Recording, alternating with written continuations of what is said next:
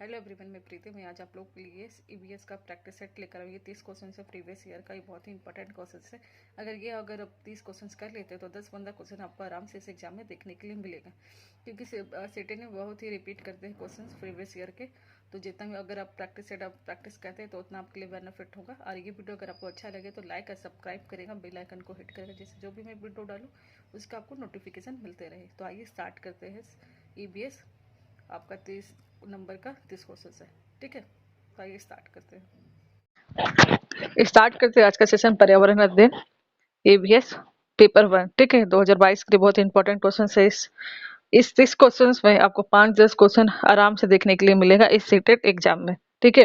तो आइए स्टार्ट करते हैं। पहला क्वेश्चन की पर्यावरण अध्ययन की प्रकृति निम्नलिखित का समर्थन नहीं करती, इसमें नहीं पूछा गया, ठीक है। ए, बच्चे कम गलतियां करें। दूसरा है कि बच्चों को करके सीखने का अवसर मिले, ठीक है। सी है बच्चे बहुत से प्रश्न पूछें। फोर्थ है बच्चों को खोज करने के लिए पर्याप्त स्थान मिले। तो इसमें नहीं पूछा गया, बाकी सब कुछ तो ठीक है कि सीखने का अवसर मिले, प्रश्न पूछे बच्चे, फिर खेल करने के पर्याप्त स्थान मिले, मगर क्या कि बच्चे कम गलतियां करें, ये नहीं हो सकता। बच्चे गलतियां करते ही हैं। तो इसका ए आंसर सही होगा, ठीक है। तो राइट आंसर इसका ए हुआ। फिर 62 है, एक शिक्षिका ने कक्षा चौथा 4 के शिक्षार्थियों को पढ़ाने के लिए पौधे अंत वस्तु का चयन किया। उसने सीखने के लिए निम्नलिखित अवसर प्रदान किए। ए, समूह में पत्तियां का संग्रह करना। दूसरा कि पत्तियों के आकार, स्वरूप और अन्य विशेषताओं पर चर्चा करना। फिर तीसरा कि अपना वनस्पति संग्रहालय बनाना। इस प्रकार की गतिविधियों हेतु शिक्षिका को किस बात के लिए सबसे अधिक प्रोत्साहन नहीं देना चाहिए था, ठीक है। तो ए है जितनी अधिक पत्तियां के बारे में संभव हो उतना उनके नाम याद करने में बच्चों की पहल। बी है बच्चों के द्वारा कार्य का विस्तार। सी है बच्चों का निरंतर गतिविधि में लगे रहना। चौथा कि बच्चों के परस्पर क्रिया अवलोकन और सहयोग। तो इसमें नहीं पूछा गया, ठीक है। बाकी कार्य का विस्तार करना, निरंतर गतिविधियों में लगे रहना, या फिर अवलोकन, सहयोग और क्रिया करना परस्पर बच्चों के, ये सब सही है। मगर ये है कि नाम याद करना, ये गलत है। तो सीबीएसई कभी भी रोड लर्निंग हो गया, ये सब नहीं बात करता। तो इसका ये आंसर सही होगा, ठीक है। कि जितनी अधिक पत्तियों के बारे में संभव हो उतना उनके नाम याद करने, ठीक है। ये इसका राइट आंसर होगा। फिर 63 है, शिक्षार्थियों का आकलन करते समय पर्यावरण अध्ययन की शिक्षिका को निम्नलिखित में से क्या नहीं करना चाहिए। ए, बच्चों के पूर्व आकलन के साथ तुलना करना। दूसरा कि शिक्षार्थियों की सीखने की क्षमताओं को क्षमताओं को ध्यान में रखकर सूचना दर्ज करना। तीसरा कि बच्चों के कार्य के केवल कुछ पक्षों पर ध्यान केंद्रित करना। चौथा कि बच्चों के कार्य से संबंधित गुणात्मक उल्लेख करना, ठीक है। तो इसका आंसर क्या है कि बच्चों को कार्य के केवल कुछ पक्षों पर ध्यान केंद्रित करना, ये नहीं होगा। बच्चों के सभी पक्षों पर ध्यान देना चाहिए, तो कुछ पक्षों पर ध्यान नहीं केंद्रित करना ये गलत है, ठीक है। कुछ पक्षों पर, सभी पक्षों पर ध्यान देना है, और यहाँ पे कुछ पक्षों पर ध्यान देना, और यहाँ पे क्वेश्चन के अपोजिट नहीं पूछा गया था, ठीक है। तो ये इसका सही आंसर होगा। 64 है कि प्राथमिक स्तर पर पर्यावरण अध्ययन में सामुदायिक सीखने सिखाने का एक महत्वपूर्ण संसाधन है, क्योंकि यह एक बहुत सस्ता संसाधन है, यह आसानी से उपलब्ध होने वाला संसाधन है। तीसरा है इसमें समझदार और बुजुर्ग व्यक्ति होते हैं। चौथा कि यह वास्तविक स्थितियों में सीखने के अवसर उपलब्ध कराता है। तो पूछा क्या गया है कि समुदाय में जो सीखने सिखाने का एक महत्वपूर्ण संसाधन, तो ये सही बात है। समुदाय में क्या है, यह वास्तविक स्थितियों में हमें सीखने में अवसर प्रदान करते हैं, ठीक है। तो इसका राइट आंसर डी होगा कि यह वास्तविक स्थितियों में सीखने का अवसर उपलब्ध कराता है, ठीक है। नेक्स्ट क्वेश्चन आते हैं। कोई व्यक्ति 30 अगस्त 2015 को किसी एक्सप्रेस ट्रेन में अहमदाबाद से त्रिवेंद्रम जाने के लिए बैठा, ठीक है। ये डेट लिखिएगा कॉपी में, 30 अगस्त 2015। उसके बाद ट्रेन कब शुरू हुआ, 13:30, यानी कि 1:30 में ये शुरू हुआ। ये नोट डाउन करिएगा। फिर अहमदाबाद से छुट्टी, तो यह ट्रेन कब छूटी, 30 अगस्त 2015 को 1:30 में छूटी। फिर 1 सितंबर, तो 30 अगस्त, अगस्त का महीना 31 का होता है, ठीक है। तो 1 अगस्त, तो 31 अगस्त का पूरा 24 घंटा लिख लेंगे। फिर आपका 30 अगस्त का 1:30 से पूरा 12 बजे तक का घंटा लिखेंगे। फिर ये पहुंचा कब है, 1 सितंबर 2015 को सुबह, ये छुट्टी है। और 1 सितंबर 2015 को 7:30 बजे त्रिवेंद्रम पहुंची है, ठीक है। ये 7:30 बजे पहुंची हैं। यदि अहमदाबाद से त्रिवेणी के बीच की दूरी 66/68 किलोमीटर है तो इन दोनों के स्टेशन के बीच की औसत ट्रेन चल क्या होगी। तो इसको जितना घंटा आया उसके बाद इसको इंटू कर देंगे तो आपका ये आंसर निकल आएगा। और ये क्या है, फिर 15 इसका बी आंसर सही होगा। ठीक है। 66 से गुरप्रीत पहली बार रेलगाड़ी से दिल्ली से चेन्नई गया, फिर अपनी अ, चेन्नई गया, फिर अपनी रेल यात्रा में उसकी गाड़ी के निम्नलिखित में से किस नदी का पार करने की संभावना नहीं है। तो ये रेलगाड़ी जो जा रही है वो दिल्ली से चेन्नई, और इस यात्रा में उसने किस नदी को पार नहीं किया, ये संभव नहीं है। तो इसमें नहीं किया पार वो पूछा गया। तो ये है गोदावरी, दूसरा गंगा, तीसरा कृष्णा, चौथा नर्मदा। तो पार नहीं किया वो पूछा गया, तो इसका आंसर होगा गंगा होगा। ठीक है, क्योंकि गंगा उस पर आपको नहीं पहुंचेगी, मिलेगी।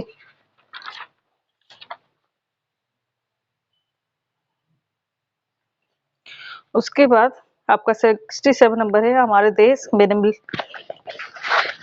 में निम्नलिखित स्थानों में से कौन सा ठंडा रेगिस्तान है। ए जैसलमेर, हमारे देश के बारे में पूछा गया, इंडिया के बारे में। ठीक है, तो जैसलमेर, दूसरा लद्दाख, तीसरा मेघालय, तीसरा है, चौथा दार्जिलिंग। तो सबसे ठंडा रेगिस्तान आपका लद्दाख है, और सबसे गर्म रेगिस्तान क्या है, सहारा है। इससे ये दोनों रेगिस्तान से तो क्वेश्चन पूछता है, चाहे ठंडा रेगिस्तान पूछेगा या फिर गर्म। तो गर्म में सहारा रेगिस्तान होगा और ठंडा रेगिस्तान में लद्दाख होगा। ठीक है। 68 नंबर है, कक्षा 5 के पर्यावरण अध्ययन की पाठ्य पुस्तक का एक पाठ उसी से ठंडा उसी से गर्म है, और डॉक्टर जाकिर हुसैन द्वारा लिखी गई एक कहानी है। जो उन्होंने बच्चों के लिए ऐसी कई कहानियां लिखी है, अपनी मृत्यु के समय में वे थे। तो जब वो लिख रहे थे उस समय उनकी वो मृत्यु के समय में थे, वो क्या थे, भारत के। तो भारत के मुख्य न्यायाधीश थे, भारत के उपराष्ट्रपति थे, भारत के राष्ट्रपति थे। डी है कि भारत के प्रधानमंत्री। तो क्या थे वे, भारत के राष्ट्रपति थे। ठीक है, ये सही आंसर होगा। कि खाद्य संरक्षण के लिए निम्नलिखित में से कौन सा जोड़ा ठीक नहीं है। एक है आलू चिप्स, ठीक है, आलू चिप्स से बनता है। फिर दूध भी पनीर ठीक है। सेब और जैम, फिर कच्चा आम और अचार, ये भी ठीक है। अचार होगा तभी आम का अचार बनेगा। मगर सेब और जैम ये सही नहीं है, तो नहीं पूछा गया, तो ये आंसर इसका सही होगा।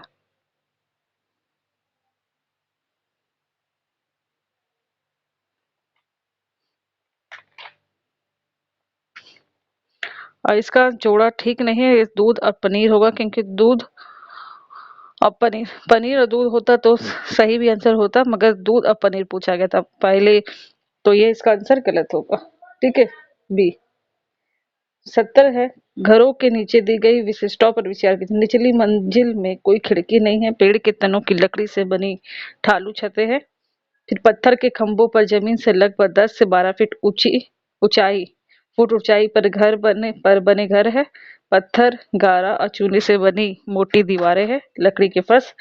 लेह या लद्दाख के घरों में ऊपर दी गई कौन कौन सी विशेषताएं पाई जाती है।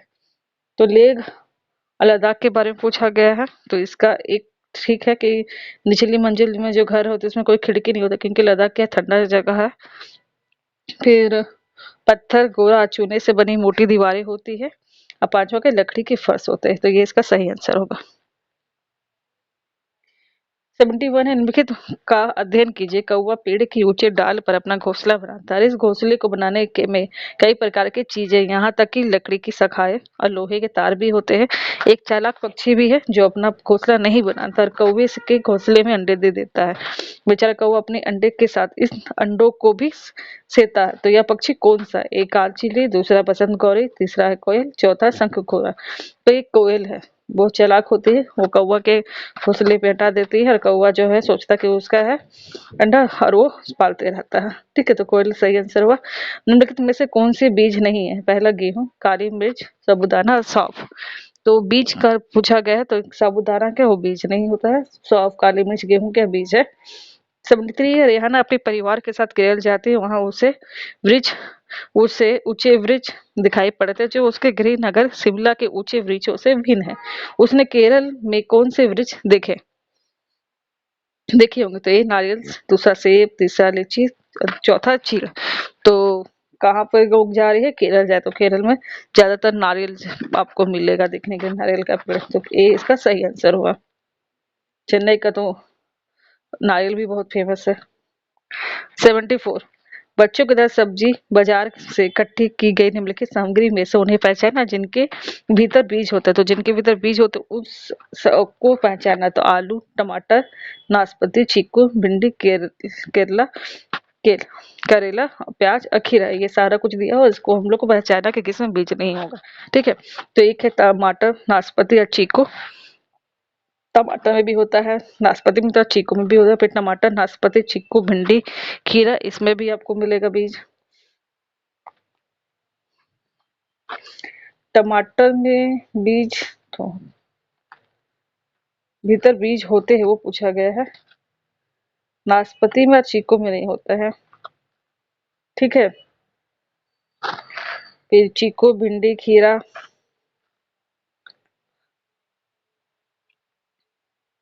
थर्ड है टमाटर, नाशपाती, चीकू, भिंडी, केरला केरला,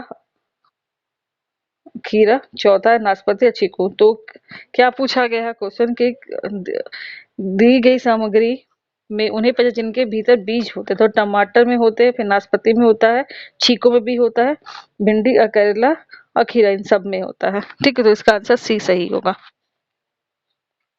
नीता आंध्र प्रदेश जाती है और 2 साड़ियाँ खरीदती है और जो खास तौर पर वहीं बनाई जाती है, ये क्या कहलाती है? ठीक है, एक पोचमपल्ली कलमकारी, दूसरा पोचमपल्ली कांजीवरम, तीसरा है कालमकारी या चंदेरी, चौथा है कलमकारी कथा कंथ। तो ये क्या होगा? पोचमपल्ली और कलमकारी हो गए। ठीक है, ये आंध्र प्रदेश की प्रमुख साड़ी है। तो इससे रिलेटेड हमेशा क्वेश्चन आता है, तो याद रखेगा।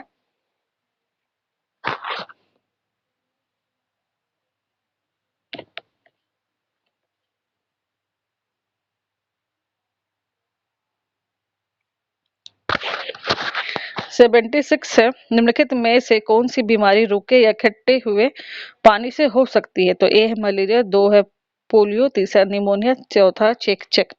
तो पानी इकट्ठे होने से बीमारी का क्या नाम है? मलेरिया। मलेरिया कहाँ होता है? जब इकट्ठा पानी होता है वहीं पे मलेरिया होते हैं। फिर निम्नलिखित, तो ये आंसर सही होगा, जहाँ पे पानी इकट्ठे होते हैं वहां से बीमारी होती है तो वो मलेरिया होता है उससे। फिर 77 है, निम्नलिखित में से कौन सा जोड़ा ठीक है? एक असम बिहू, दूसरा है उड़ीसा भरतनाट्यम, तीसरा तमिलनाडु लावनी और कर्नाटक में कथकली।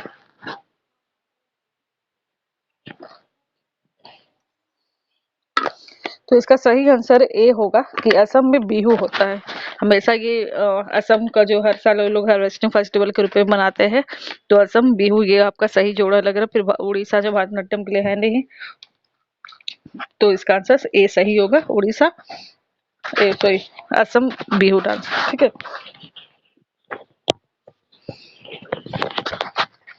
फिर 78 में आते हैं।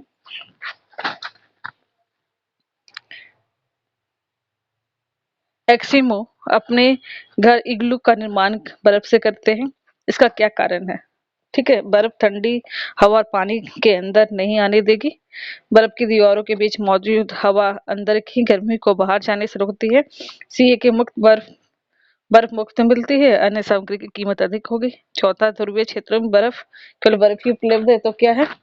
बर्फ की दीवारों के बीच मौजूद जो हवा है अंदर की गर्मी को बाहर जाने से रोकती है। ठीक है, तो ये इसका सही आंसर होगा। 79 निम्नलिखित में से कौन सी विशेषता बरगद के पेड़ की जड़ों की नहीं है? जड़ें शाखाओं से नीचे लटकती है, इसमें जमीन के भीतर जड़ें होती है, सी है जड़ें भोजन का भंडारण करती है, डी है कि जड़ें खंभों की तरह पेड़ को सहायता प्रदान करती हैं। तो क्या कि जड़ें से पूछा गया कि नहीं है।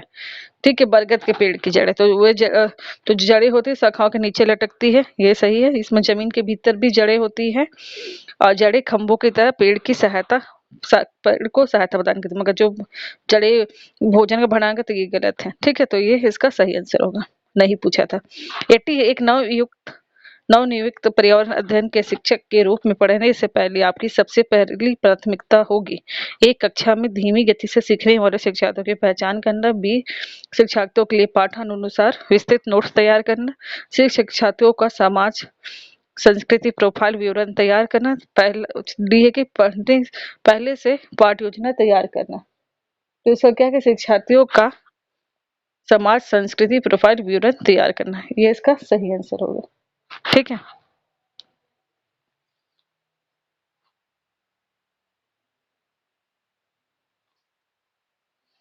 81 है।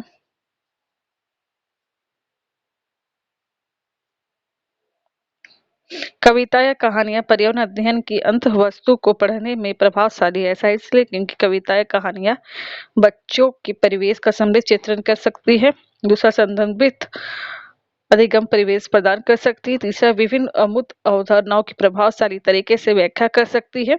चौथा है कि सृजनात्मकता और सौंदर्य बोध का पोषण कर सकती है। ठीक है। तो इसमें ऑप्शन है एक, 1 2 4, फिर पहला है केवल 3, तीसरा है केवल 2, फिर डी है 1 और 2। जहाँ केवल केवल देगा वो तो पहले ही हट जाएगा। ये चीज ये ध्यान रखें, जहाँ केवल हो या एकमात्र हो वो नहीं हो सकता आंसर। तो हम पहला और दूसरा में देखेंगे, पहला चौथा। तो इसमें आपका बच्चों को परिवेश को समृद्ध चित्रण करती है, सही है। फिर दूसरा की संदर्भित अवधि गेम अधिगम परिवेश प्रदान करती है, ये भी ठीक है। फिर विभिन्न अवधारणाओं को प्रभावशाली, ये गलत है। फिर चौथा हो जाएगा इसका सृजनात्मकता सौंदर्य बोध का पोषण करती है। तो पहला इसका आंसर सही होगा 1 2 4। ठीक है। 82 को कक्षा 5 की शिक्षिका के रूप में आप ईंधन संरक्षण प्रकरण को पढ़ाने के लिए निम्नलिखित में से किस संसाधन के उपयोग को सर्वश्रेष्ठ पाते हैं? ए, सात संदर्भ पुस्तकें, दूसरा पोस्टर, तीसरा समाचार पत्र, चौथा है कि पाठ्य पुस्तक। तो समाचार पत्र को हम ये संसाधन को उपयोग सर्वश्रेष्ठ पाते हैं। ठीक है। क्योंकि समाचार पत्र में क्या सब कुछ दिया हुआ रहेगा ईंधन संरक्षण के बारे में, आप उसे दिखा सकते हैं उसको और उसमें को पढ़ भी सकते, समझा भी सकते हैं। ठीक है। 33 है कक्षा 4 की एक शिक्षिका शिक्षार्थियों से कहते कि वे अपने कार्य पत्रक, अवलोकन रिपोर्ट और सत्र में एकत्रित की गई सामग्री को एक फोल्डर में डाल दे। इस फोल्डर को कहा जा सकता है। तो क्या कह रही है शिक्षिका अपने शिक्षार्थियों को कि कार्य पत्रक, अवलोकन रिपोर्ट और सत्र में एकत्रित की गई सभी सामग्री को एक फोल्डर में डाल दे। जैसे पोर्टफोलियो, दंत कार्य, परियोजना कार्य या घटना वृत्तांत लिख कर तो उसे पोर्टफोलियो कहा जाता है। ठीक है। तो ये इसका राइट आंसर होगा। 84 है एनसीईआरटी की पर्यावरण अध्ययन की कक्षा 5 की पाठ्य पुस्तक सुनीता अंतरिक्ष में शीर्षक इस पाठ स्पेसशिप में अंतरिक्ष यात्री सुनीता विलियम्स के अनुभवों का वर्णन करता है। इसे शामिल करने के क्या कारण हो सकता है या फिर हो सकते हैं। ठीक है। तो यह एक घटना अंतरिक्ष यात्रियों की जिंदगी में झांकने का अवसर देती है। दूसरा, यह घटना स्पेसशिप में भौतिक स्थितियों का वर्णन करती है। तीसरा है, यह घटना स्त्री पुरुष लिंग रूढ़िवादिता को चुनौती देती है। चौथा, यह घटना गुरुत्वाकर्षण के अवधारणा को समझने में मदद करती है। तो इसका आंसर आपका केवल 4, फिर से डी है केवल 1, तो ये दोनों हट गए। तो बी या सी में सही आंसर होगा। तो इसका